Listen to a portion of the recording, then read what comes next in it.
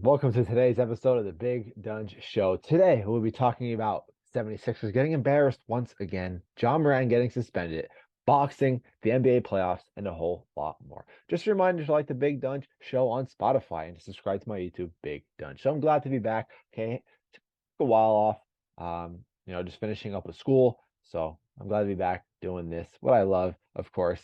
I gotta fix this up. Anyway, you're gonna notice also.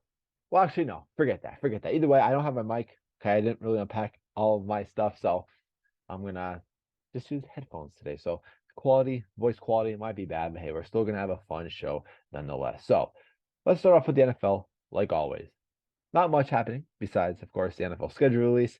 And it's weird, like the NFL is the only sport where you get excited, with schedule releases. Now, obviously, there's only a certain amount of weeks. There's only like what, 18 weeks, only a certain amount of games that these guys play. So obviously it's a little bit more exciting to you know, experience, and not everybody faces each other in the NFL, right? So obviously I guess there's some reasoning behind getting excited over a, NFL schedule or sports schedule. So some popular announcements, some popular games. We have week 1, Thursday, first game of the year. Detroit Lions at Kansas City Chiefs. Now, you never ever see the Lions right in this type of situation, but they played very good this year. I'm glad to see them actually get a primetime game that's not, on Thanksgiving. So they'll be playing the Chiefs in Kansas City. Very tough place for them to play.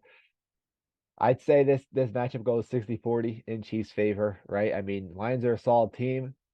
Chiefs, though, I mean, they're just the Chiefs. They're just Chiefs. Like, I feel like on paper, though, like player-wise, the Lions could have, I don't know, maybe I'll take that back. Quarterback-wise, obviously the Chiefs. Tight end-wise, Chiefs. Wide receivers, give me the Lions, right? Running backs, give me the Chiefs. I'm sorry, give me the Lions. Give me the for the Lions, give me the running backs.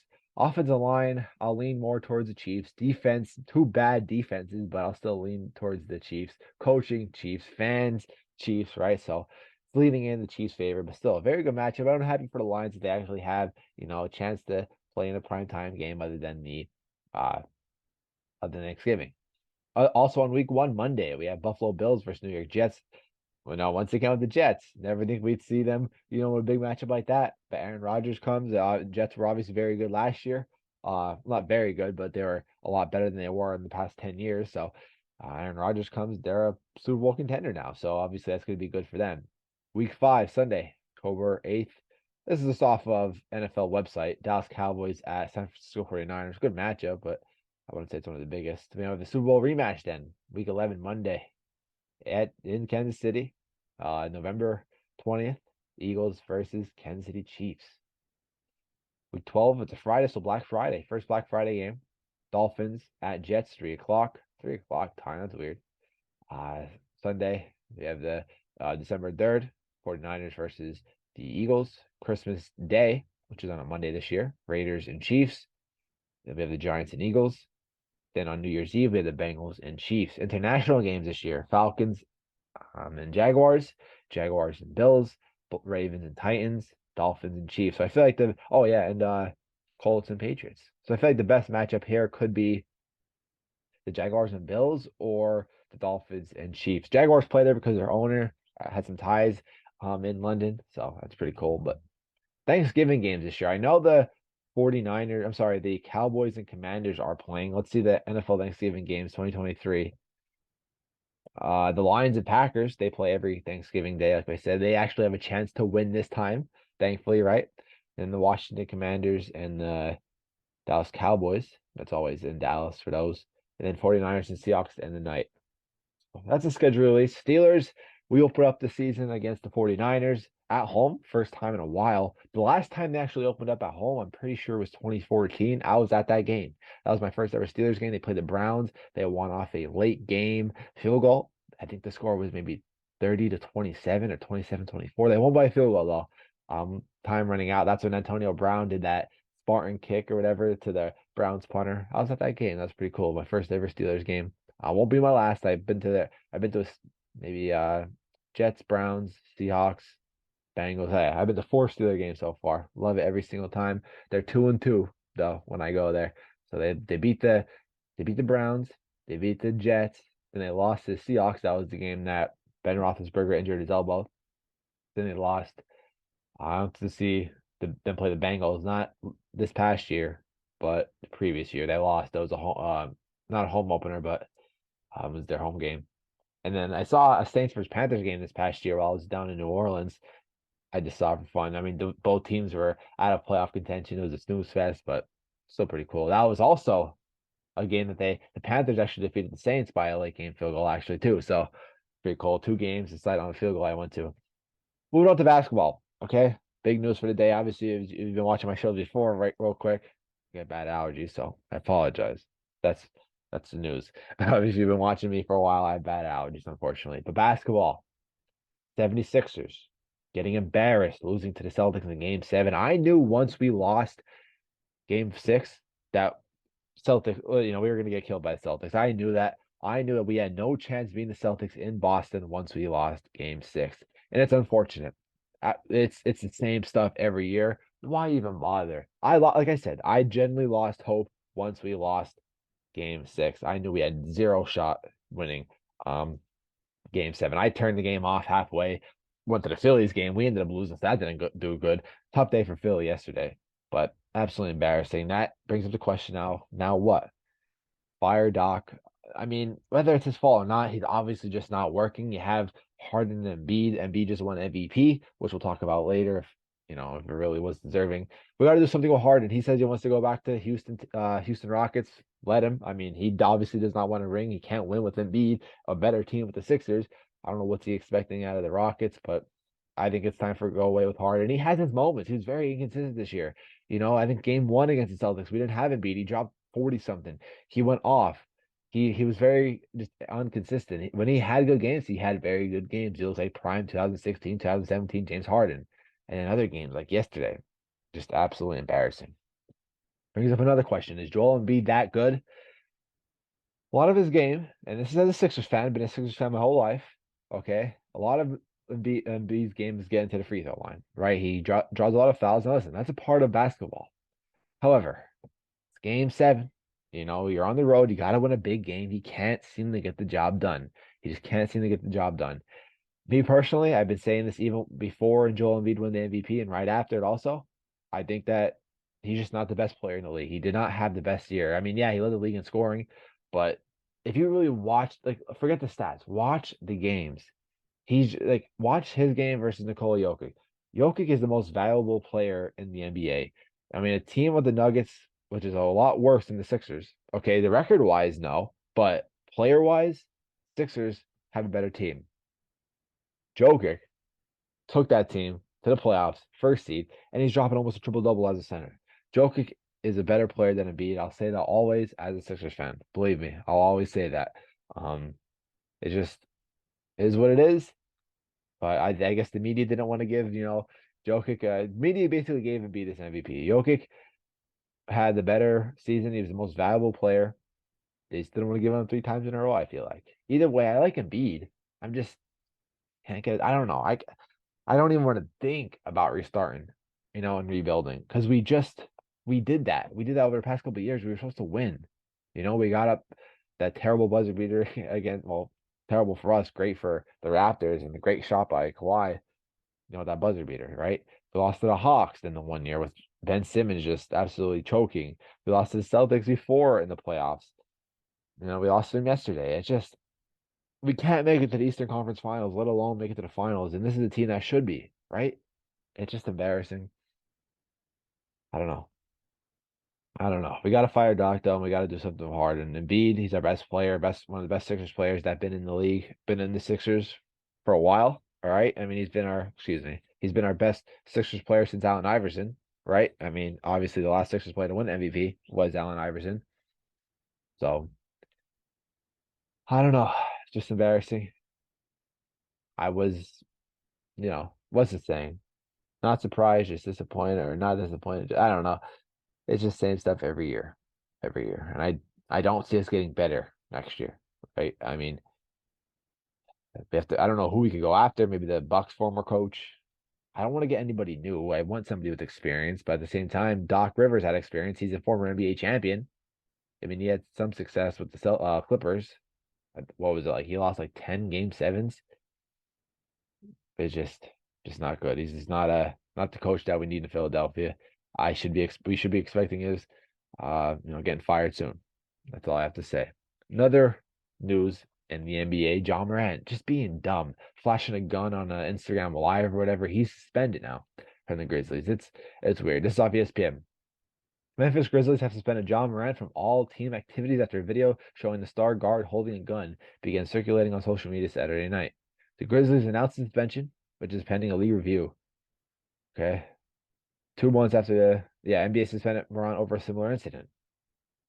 Like, how stupid could you be? How stupid could you be? He has all this talent. He's trying to be something that he's not. All this talent. And he just keeps making the same mistakes. You can't feel bad for him. Okay. I mean, you shouldn't feel bad for him ever. First time, second time, but especially the second time. He knew how the consequences. He should know the consequences. Maybe he didn't. And that's his fault still if he didn't. Okay. You have common sense. Embarrassing. He needs to be held accountable. He's going to ruin his career. An explosive player, a very good athletic, talented player, going to ruin his career. It's stupid. It's stupid. But that's all I have with the NBA. Well, actually, no, we got to talk about the playoffs. Lakers, Nuggets. Could go either way. I'm rooting for the Nuggets. They're playing in the Western Conference Final.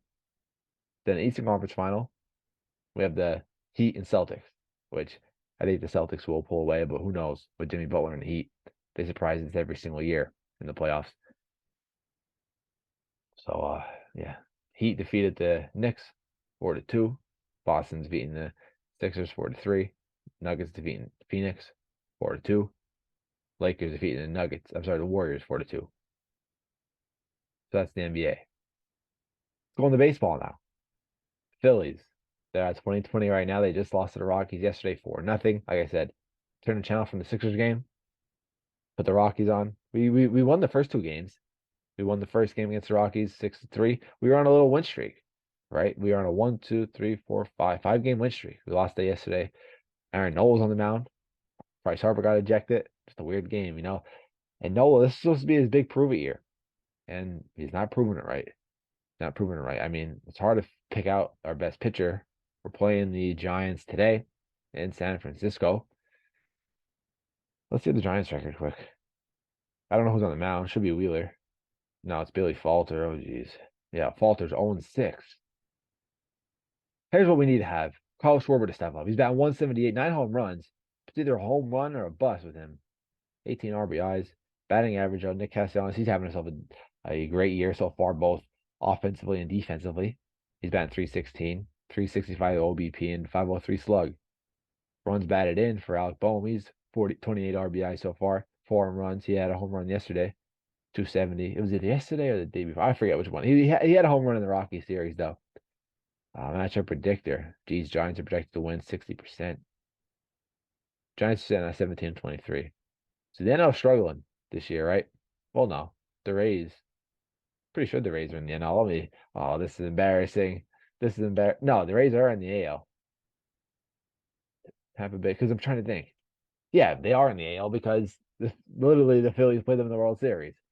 It's hard to think sometimes. But yeah, they're playing very good. They just had a great series with the Yankees. That was a fun series to watch, good series to watch. That's all I have in the MLB.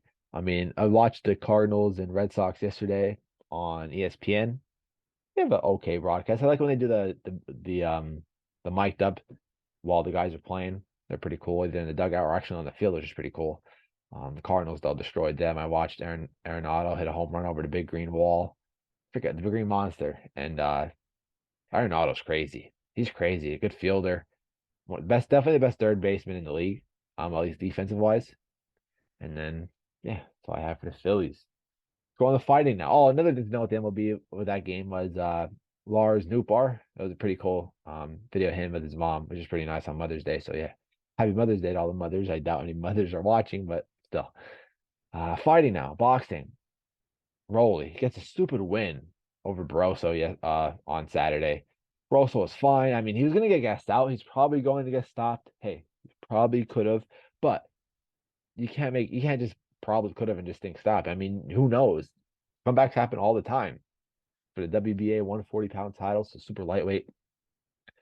Early stoppage, no doubt, but would have Rolly probably would have stopped him regardless.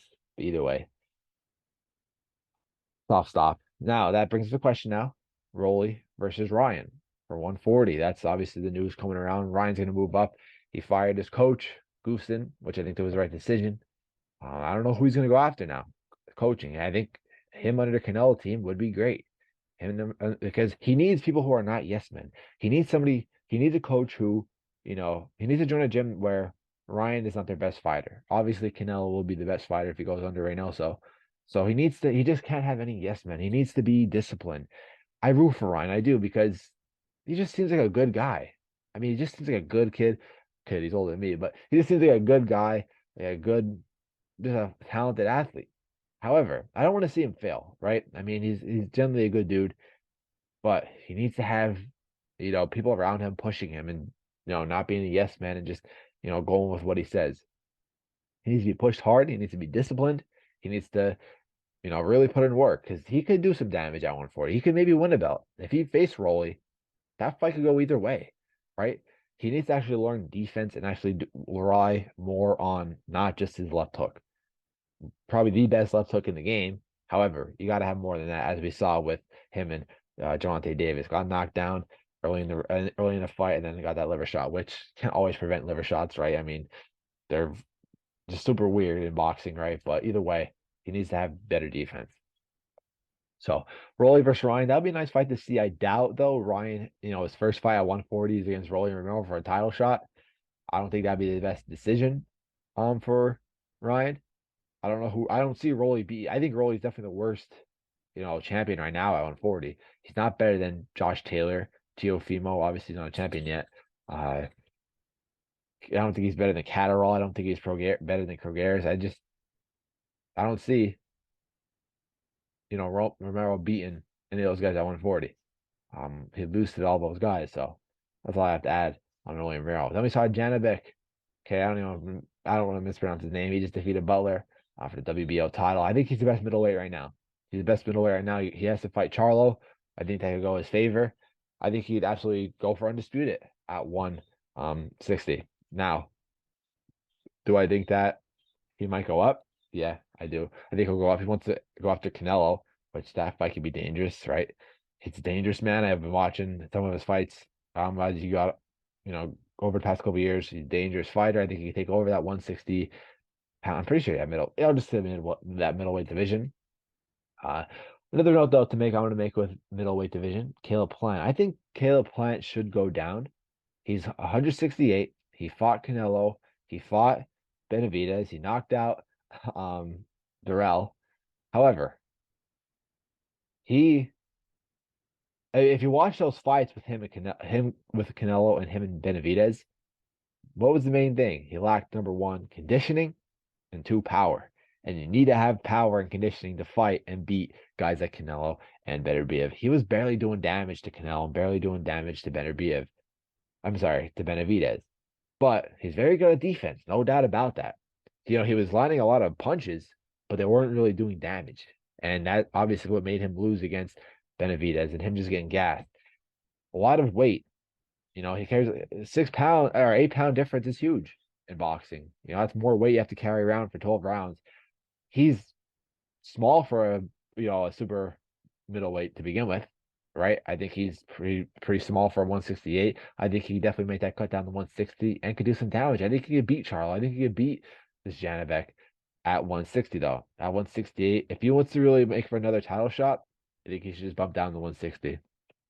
Especially with Triple G now, him getting older, he's starting to be out of that phase.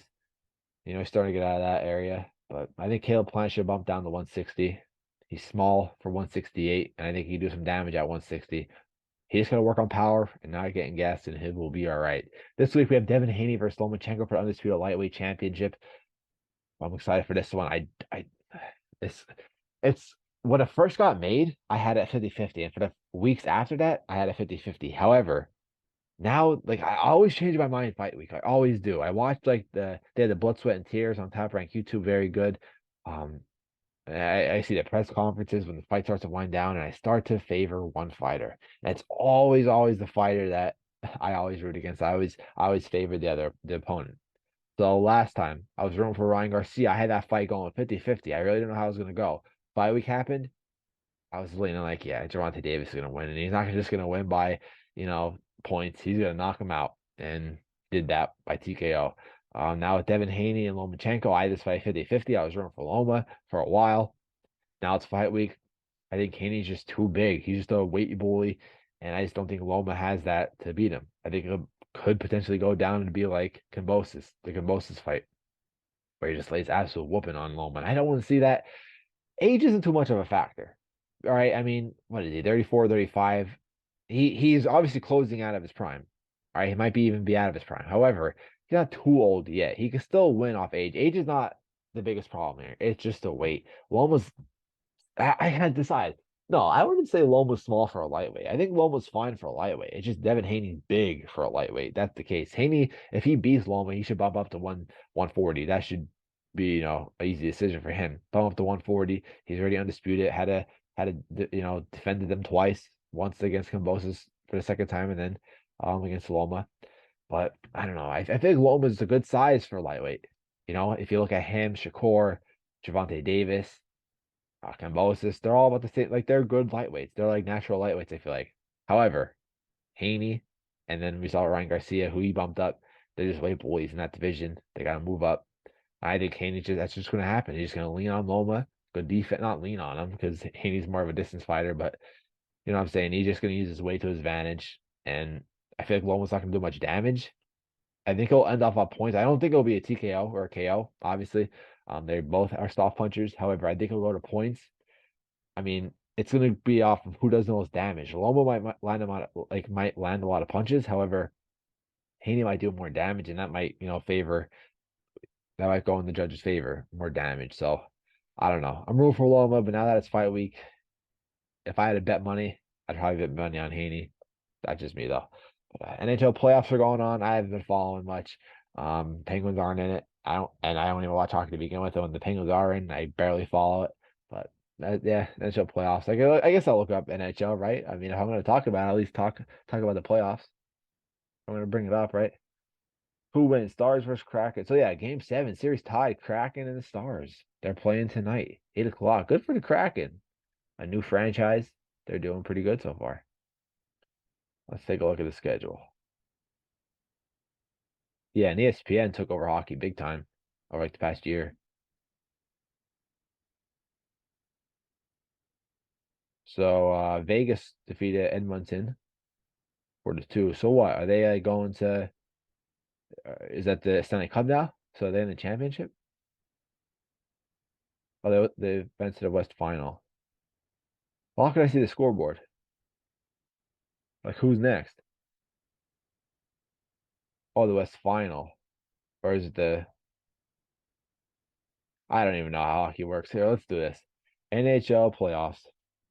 So is Vegas in? That's quick though. Quick playoffs. Oh, Panthers, they gotta face still.